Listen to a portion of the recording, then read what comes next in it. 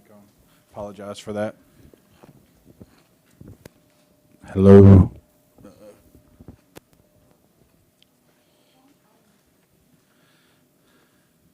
Hello. Oh well. All right. So Tishler Bice is going to make a presentation. This is Colin McWaney with them. He's going to go through. He's got a PowerPoint to outline what the research that was done, where the fee structure comes from, and he'll hit on its good information. He had made the same presentation to the Planning Commission prior to them voting to recommend this to council. So if you get, as we go through, if you have questions, he'll be able to answer them for you. All right, Colin. Yeah, thanks, Stephen.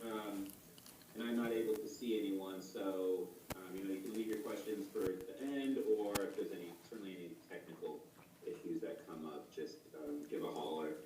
I'm here with Tishler Bice. We've been working with Stephen and his team for some time now. Everything has sort of been pushed back a little bit with COVID. So we have sort of these final results, or sort of in draft form that we want to present to you.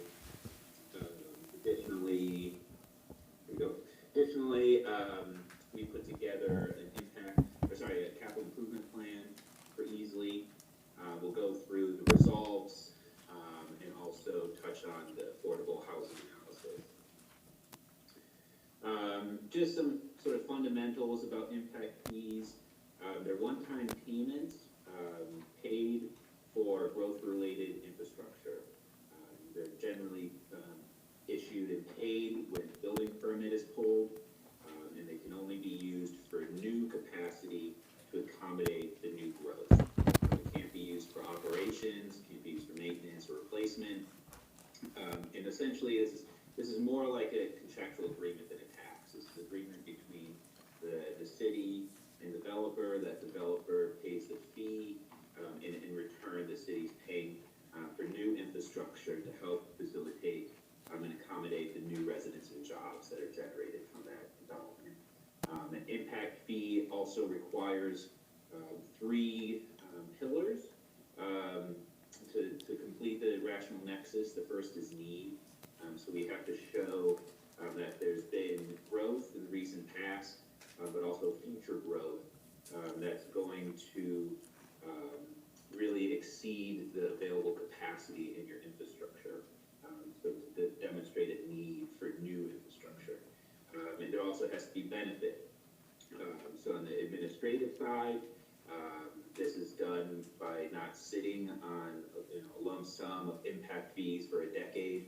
We'll get into the specifics for South Carolina, but it has to be, those fees have to be used to fund projects in a timely manner. And in some cases, when there is large study areas, certainly with counties or larger cities, sometimes service areas are included in the fee schedule. And lastly, there has to be proportionality. So we have to show that growth is paying its fair share, nothing more than that. That's done in a couple different ways.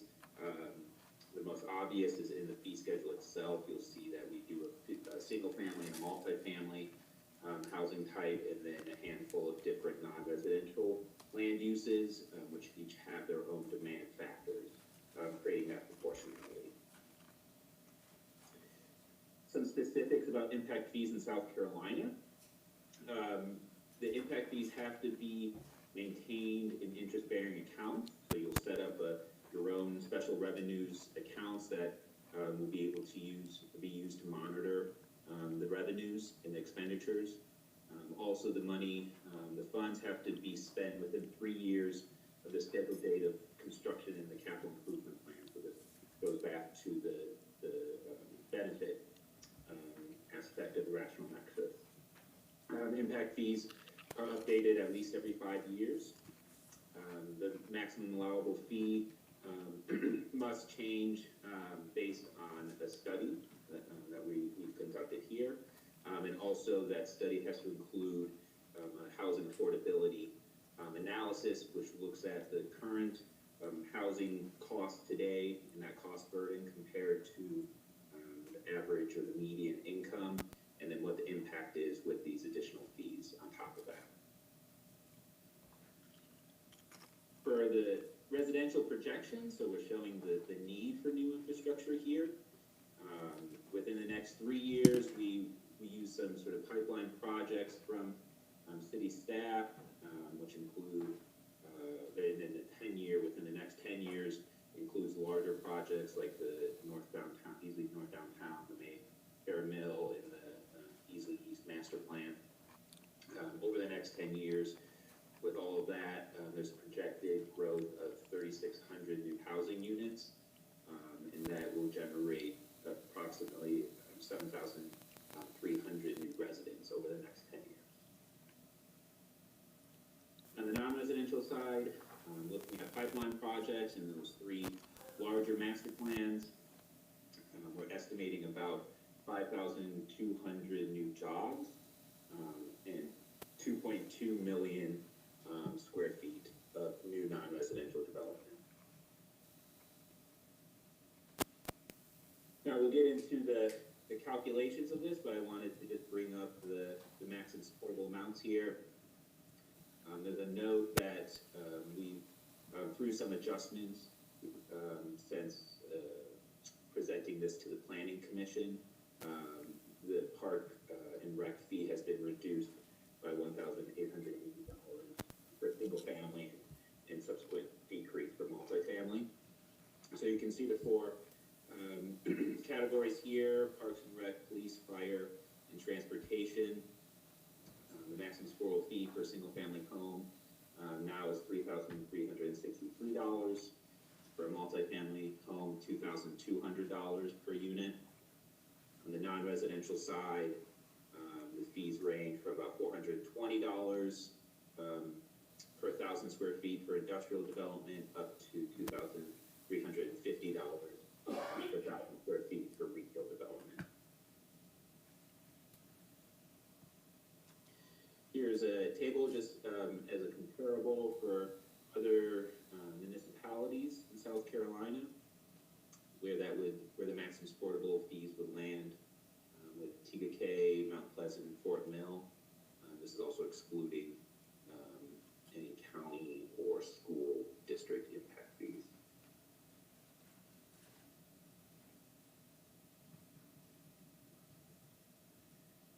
We'll get into the capital improvement plan here.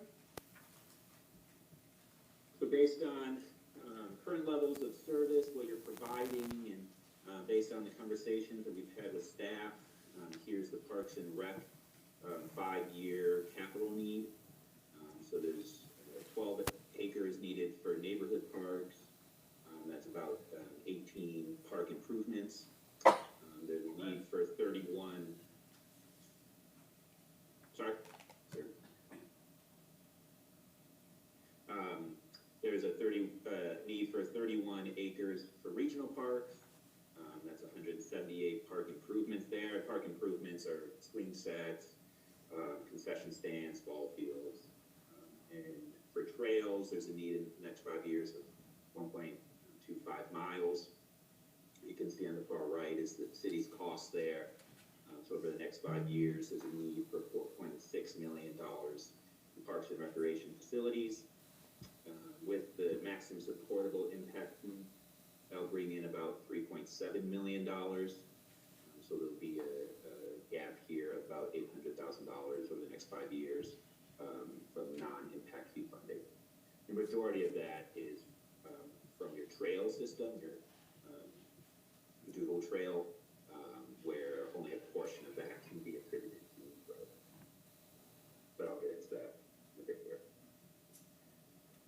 For police, you can see here over the next 5 years, there's a need for 5,660 square feet of new police station space and 1 new command vehicle. That brings us to about $1.6 million in costs. The impact fee revenue bring in $1.2 million over the next 5 years. So we have a $400,000 gap here for non-impact fee funding. And that also comes from gross fair share of the command vehicle. Similar to the Doodle Trail, we can't attribute that full need to just new growth in the next 5 years. We spread that out over new growth, but also existing residents and jobs.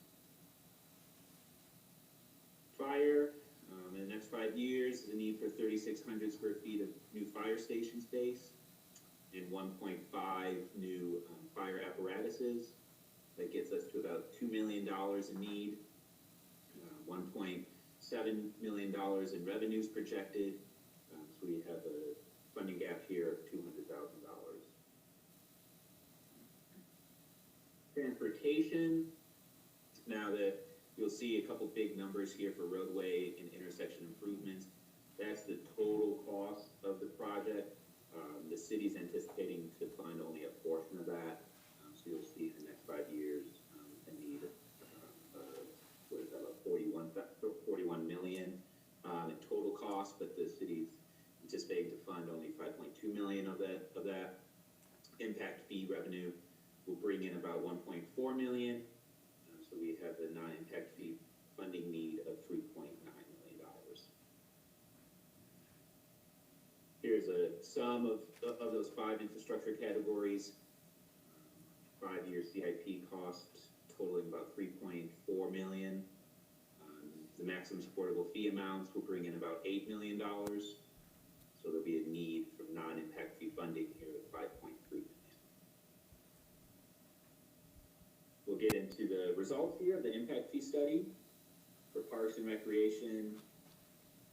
Here's the neighborhood park analysis. We have 5 neighborhood parks here totaling 54 acres. There's 82 park improvements there with replacement costs of $4.4 million. You can see we're associating all 100% of those acres and park improvements to residential. Then we divide that total by the current population of 23,000 to get your level of service in the first green line there. So that's 2.3 acres per thousand and 3.55 park improvements per thousand residents. The bottom there is the cost analysis. So we have the level of service, then we multiply that by the average cost. So for a acre parkland, we're estimating about $25,000 per acre, and for an average park improvement, it's $53,000.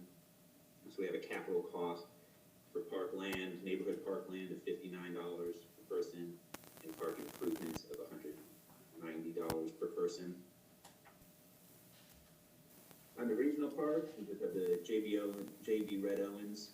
There's 141 acres there, 223 park improvements. The estimated cost to replace all those improvements there is $6 million. So the current level of service is 6.1 acres per thousand persons and 35 park improvements per thousand. Multiplying that by the cost factors, we get $153 per regional parkland per person and $270 for park improvements per person. Colin, this is Kent Dykes, one of the councilmen, and I just have to maybe back you up 2 or 3 items, but Public Works, I see roads and transportation. We made allowances for stormwater and that kind of thing, supporting our Public Works Department, and also garbage pickup, which we know is one of our objectives. We got any allowances on there? I don't think he can hear you. What's the question? Yeah, sorry, I'm not fully hearing that. I'll relay it to him. Because he's coming through the speakers, you're not going to be able to use the mic All right. until we get done. I'm sorry, but I can relay your question. Public Works, stormwater, the stormwater areas, I don't see that addressed here. And, yeah, I think that's it. I see roads addressed, which is excellent. And the garbage pickup, I know we're going to be expanding that area. So he's asking about Public Works and stormwater, about those in there, and I don't know if you can address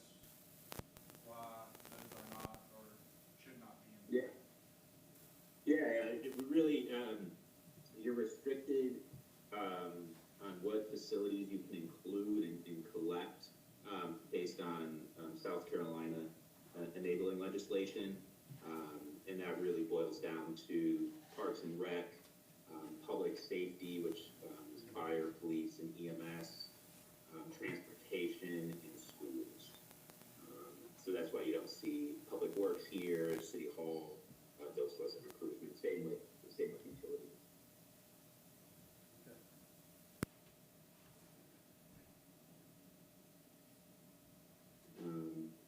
But getting back here, you'll see this is the planned approach for the Doodle Trail. So over the next 10 years, we're anticipating the full Doodle Trail to be built out, or the remaining 2.5 miles through the city. Now the cost per mile is about $1 million, majority of that being purchase of land through the center of town. So the whole project is going to be $2.5 million.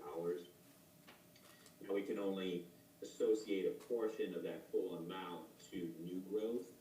You'll see in the middle part there where we have the current population of 23,000.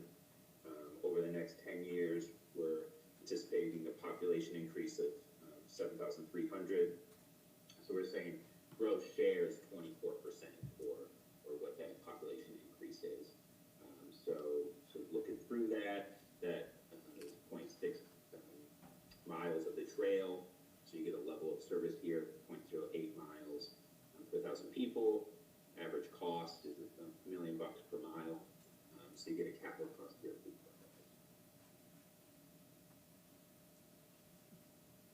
Here's the fee schedule for the maximum supportable amounts for the neighborhood, regional parks, and trails. And we've broken this up to land costs and improvement costs. So you can see on the land cost, it's $292 per person and $460 per person for improvements. We sum that together and multiply it by the demand factor, which is persons per housing units for housing types of single-family, multifamily.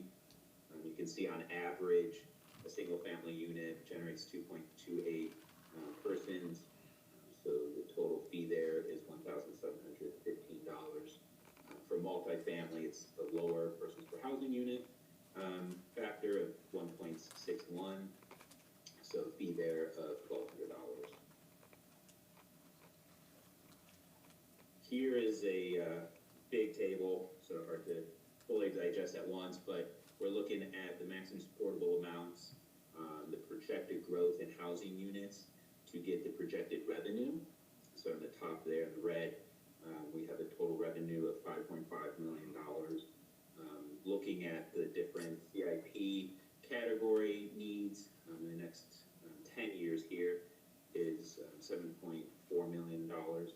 So over the next 10 years, there's a non-impact fee funding need of 1.9, but a projected revenue of 5.5 there. For police, a couple things we had to do here, same with fire, is we had to associate a portion of the police facilities to residential and non-residential. We didn't have to do that for the Parks and Recreation because it's assumed that 100% of those park facilities are just for residential development types. So for police, we use calls for service. So you can see in the green at the right that 64% of their calls over an annual span is for residential and 36% for non-residential land uses. Those factors show up here in the levels of service calculation. So on top we have total square footage of 33,000 square feet. Replacement cost from the insurance valuation is $6.4 million. Now we attribute that total floor area to residential and non-residential land uses based on the calls for service split there. So you can see 21,000 square feet are attributed to residential and 12,000 square feet are attributed to non-residential demands. Now we divide that by the current population and current non-residential vehicle trips to get the current level of service. So that's 919 square feet per 1,000 persons or 204 square feet per non-residential trip.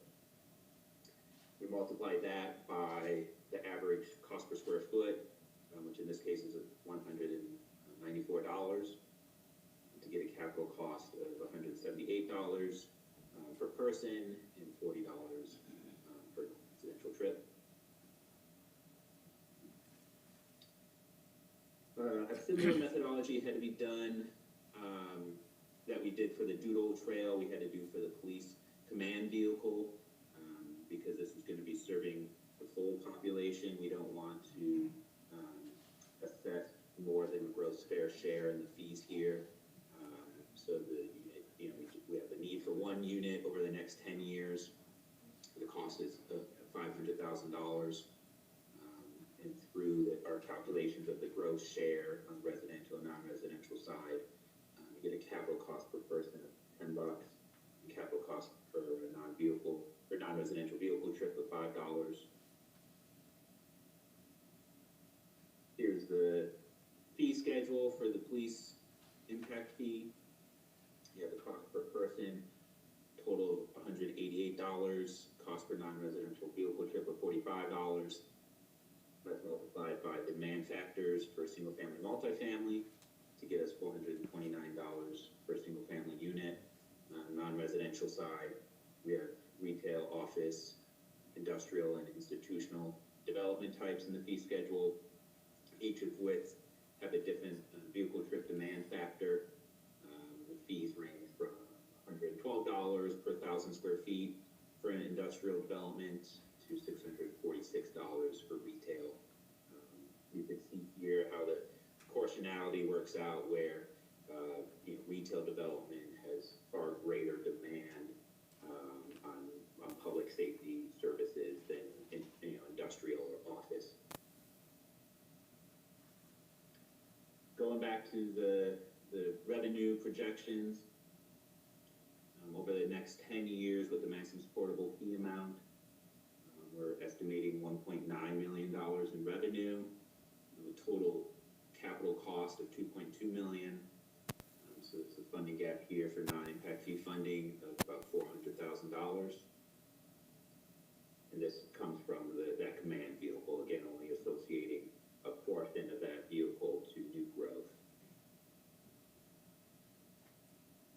For the fire results, a similar analysis had to be done here that we did for the police, where we're using calls for service to allocate facilities or fire stations in this case. Now the fire department responds to some calls beyond the city limits, and so we wanted to factor that out from the facility, fire station square footage. So about 73% of their calls are within the city and 27 are beyond the city limits.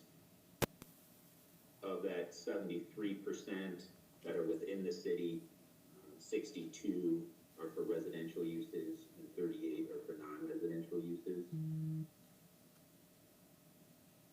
And you'll see here in the level of service calculation that we have your total square footage of your fire stations of nearly 30,000 square feet, but only 73% of that is attributed to demand within the city of Easley.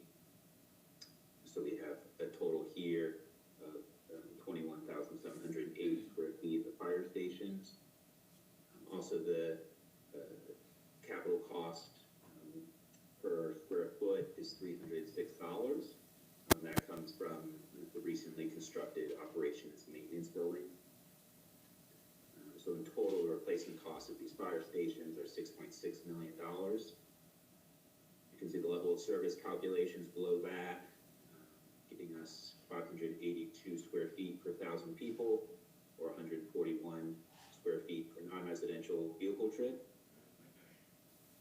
Multiplying that by the average cost per square foot of $306 is a capital cost of $178 per person and $43 per vehicle trip. Similar calculation is done for fire vehicles. So we have a fleet of 12 units, but only 73% can be attributed to City of Easley demand. That gets us 8.76 units. In total, this fleet, to replace the full fleet, would be $5 million. You can see the level of service there of 0.23 units per 1,000 persons, or 0.06 units per non-residential vehicle trip. The average cost for a fire vehicle right now is $575,000. That's multiplied by the level of service to get a capital cost of $132 per person, or $35 per non-residential trip. One thing that you find in impact fee studies are credits. Those are generally included in impact fee studies to account for any double payment issues that might arise. In this case, there's a 2018 bond that was issued to fund the new fire headquarters.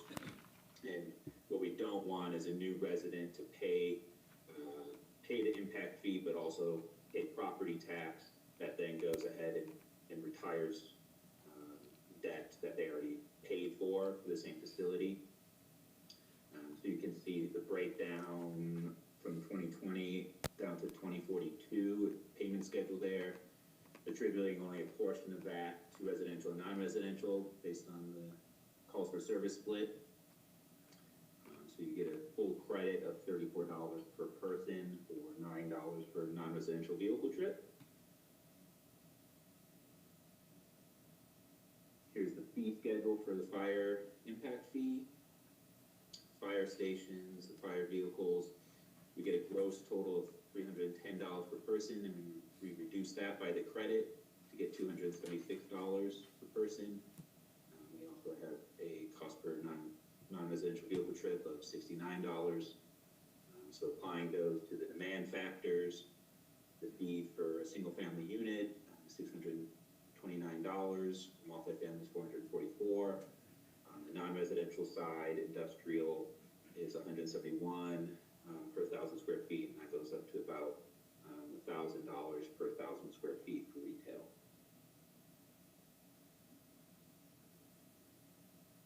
Here's the calculation for the projected revenue.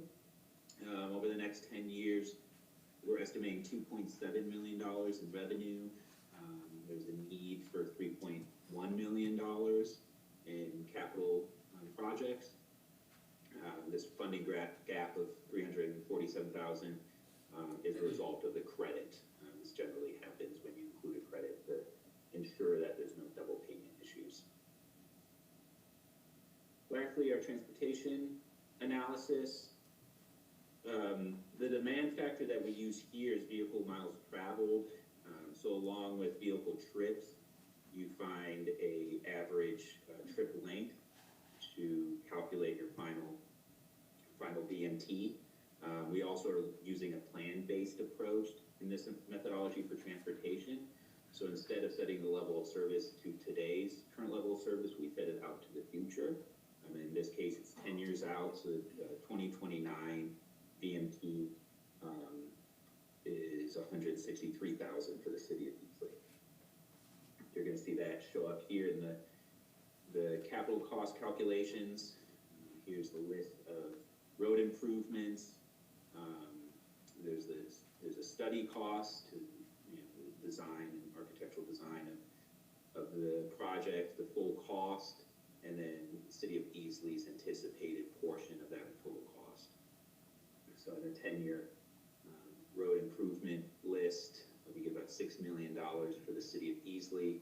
That's divided by the 2029 BMT of $162,000 to get a capital cost of $36 per BMT. The same is done for intersection improvements. A longer list here. Total projects costing about $27 million. For the city of Easley, we anticipating $4.4 million. That brings us to a capital cost of $27 per BMT. Here's the fee schedule for the transportation fee. The total cost per BMT of $63.95. These middle columns here are just showing the the calculation to get that BMT per development type for a single-family unit. The maximum supportable fee results in $590. For multifamily, it's $250. And then the non-residential ranges from $137 to $714 per 1,000 square feet.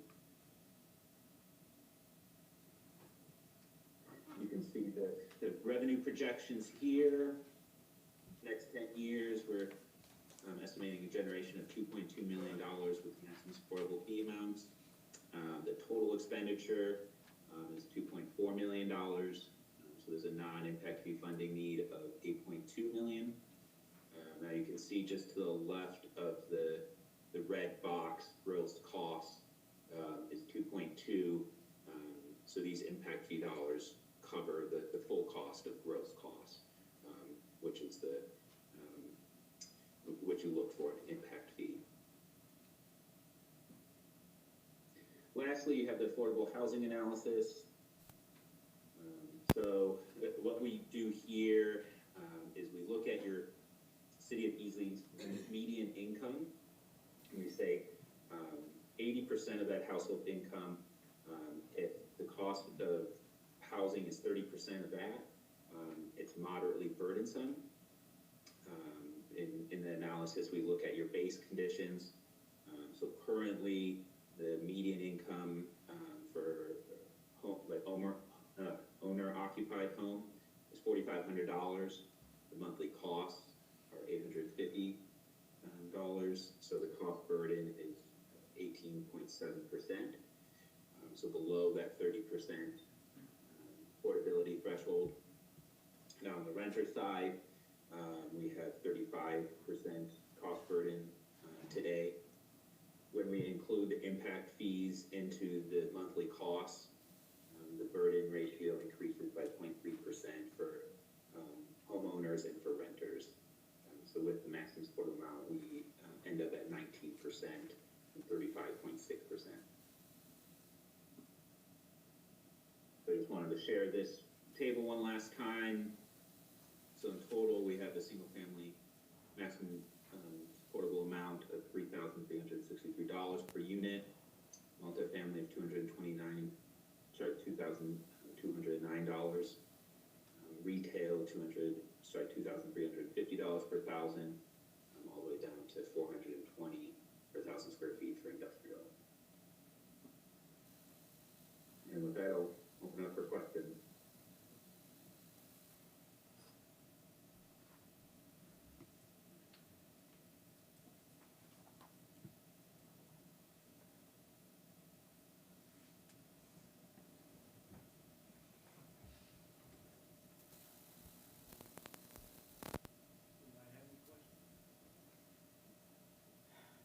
Okay.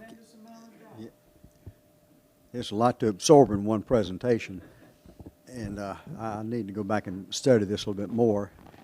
And I got a small question, I guess. I just didn't understand it. A command vehicle in the police department is $500,000. Well, what is that? What does a command vehicle do?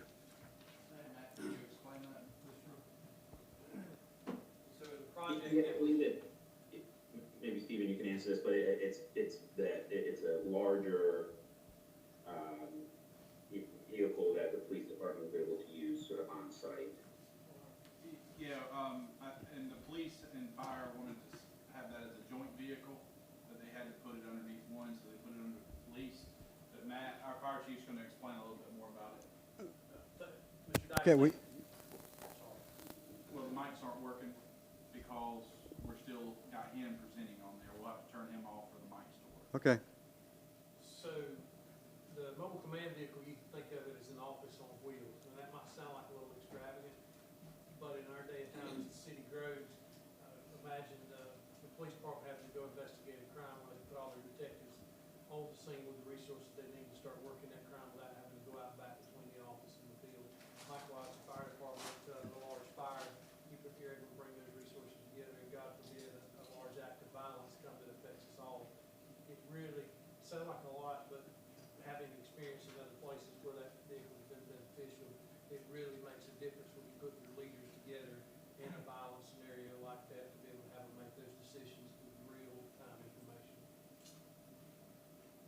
All right. And Pickens County has one now that's shared amongst the whole county, but it's a as-needed, first-come, first-served kind of basis. Mm-hmm. That line that's been out to people overall series. There and at, when we have Fourth of July Festival, we always have a park downtown, in case there's a need to pull anybody in for medical treatment or as a refreshment kind of spot for, police, fire that are working so they can go and cool off and communicate and coordinate in between.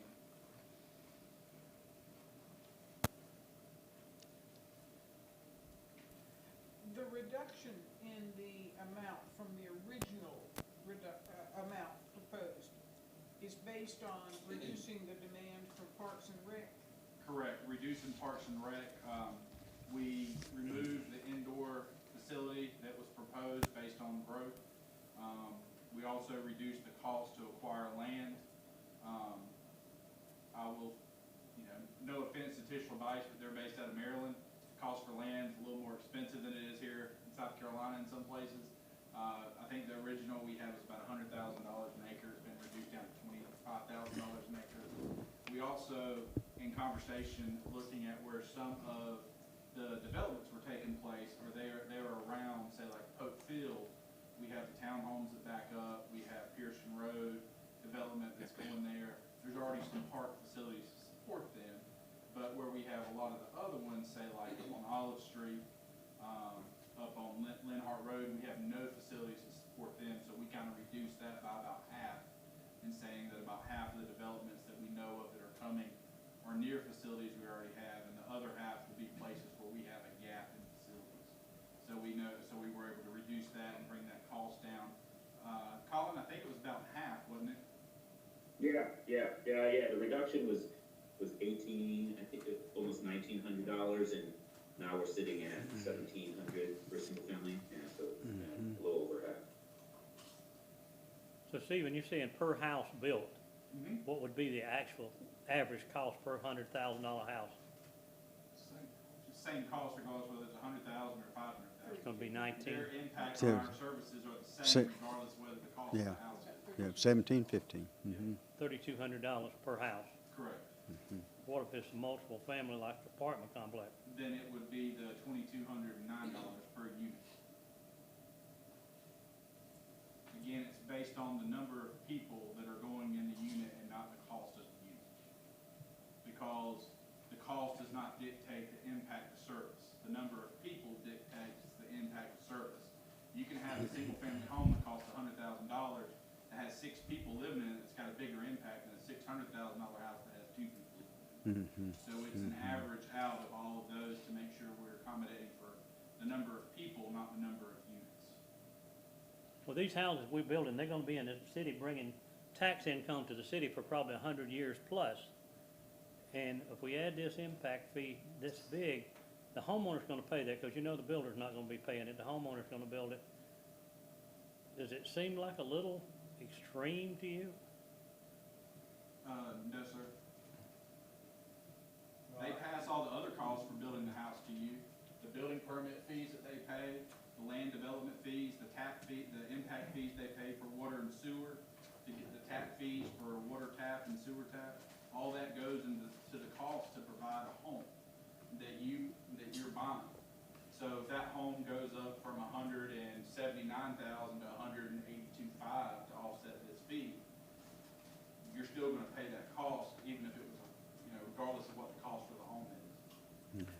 Stephen, one of the questions I asked you was on, say, a $150,000 house.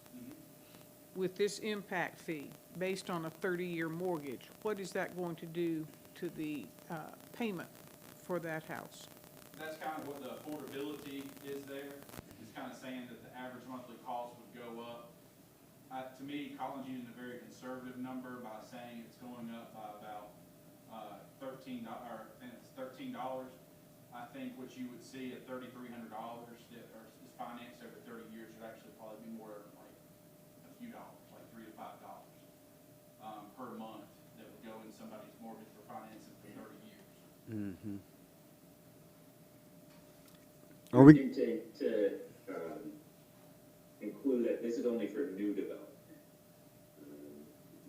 Not for existing homes when they're resold.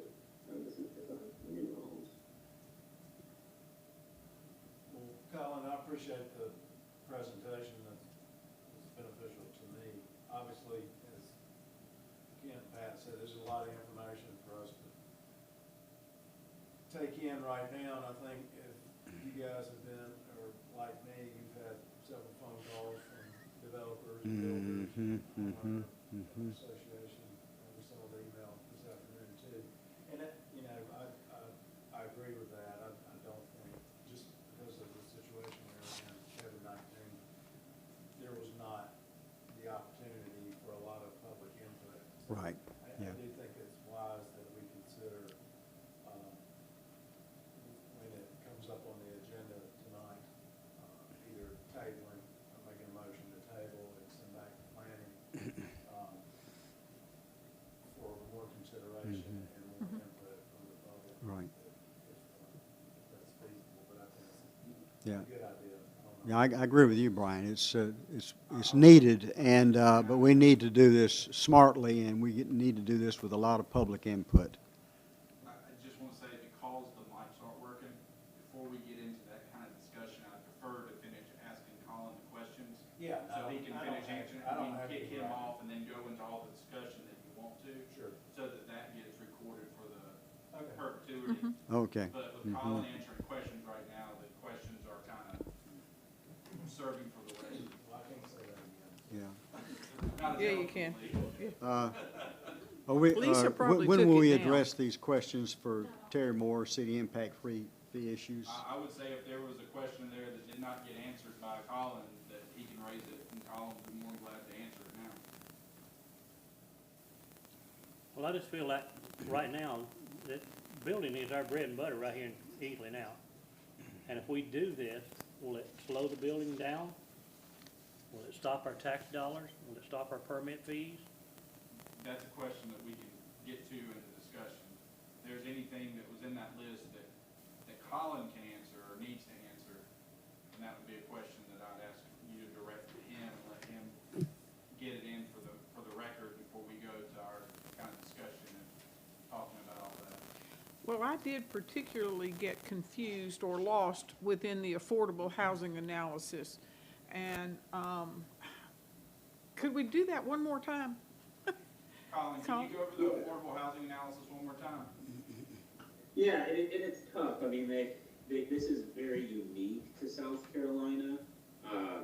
We think it might be the only state that has this, and it really doesn't include any instruction from the state of how to conduct this affordable housing analysis, but also what the results, what to do with the results. So we've just put together this analysis, which we've done in other communities in South Carolina, where looking back on HUD's definition of moderately burdensome sort of cost burden for housing, you don't take just the median income, you bring that down to 80% of the median.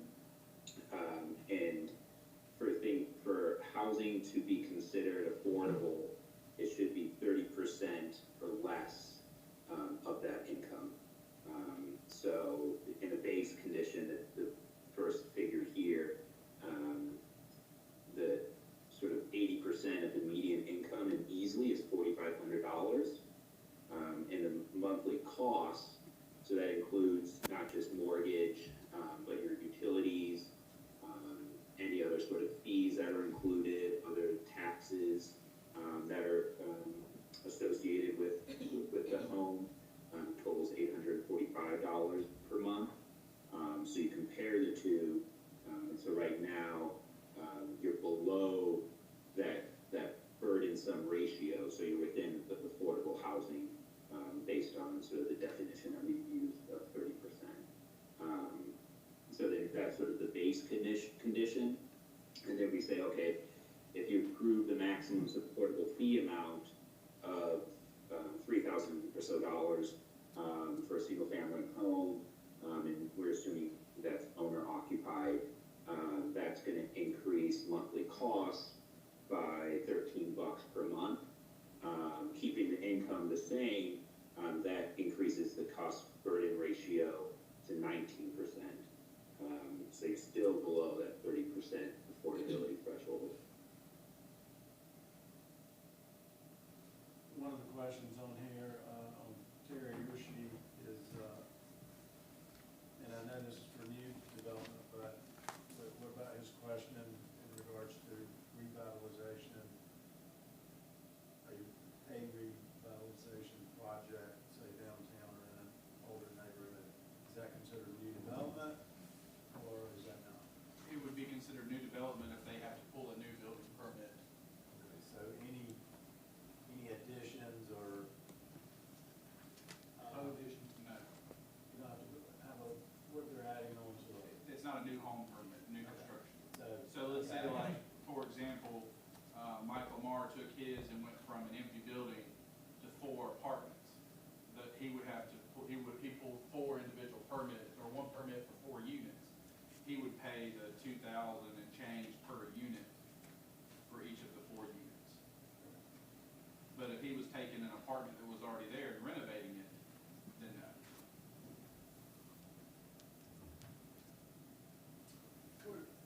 Where did the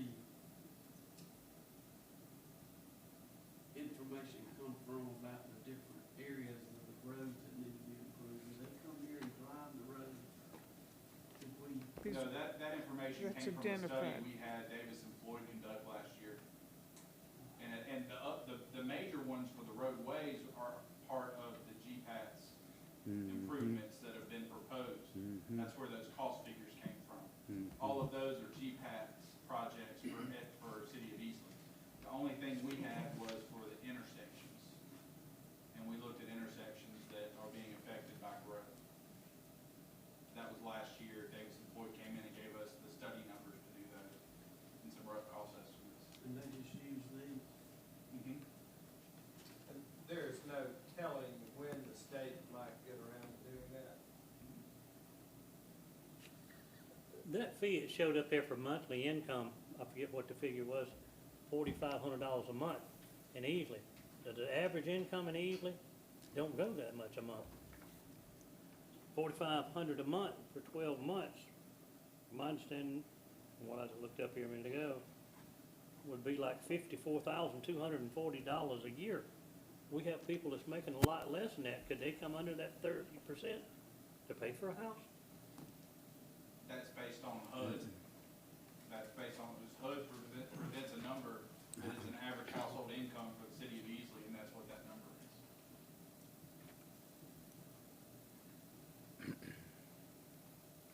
And that's done by census. But we have a lot of city employees I know that don't make that income a year.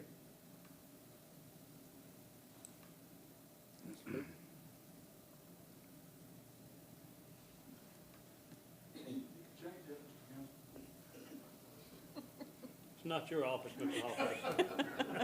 Go, Tommy. I don't have any more questions for Colin. At this time. Yeah. I'm There's bedazzled. a lot of work put in that, Colin. Good work, a lot of work. We have to study it. This is a lot to absorb. Anybody have? Yeah, we wish we would have been presenting this to you a lot earlier, but we can focus on it. All right, thank you, Colin. Thank you. Thank you. Something an awful lot to comprehend.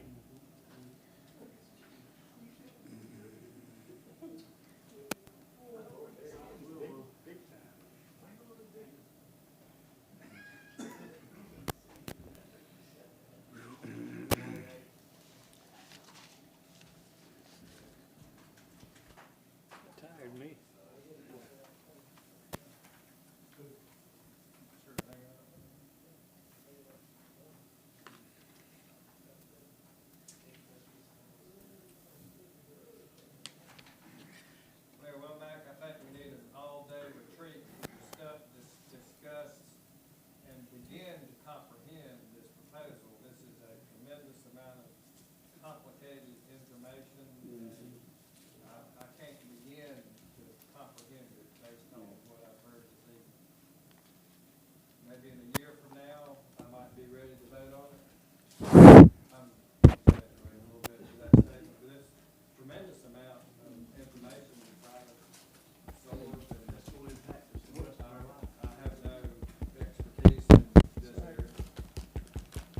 carrying you from one suggestion to another subject, and they're all, like you said, very complicated, each one. Well, if I'm not mistaken, a lot of it was methodology, how he came up, is that how he was coming up with a number of the 2,300 or 1,700? Let's get y'all's mic on and then so we can have this conversation and then it can Okay, be. all right.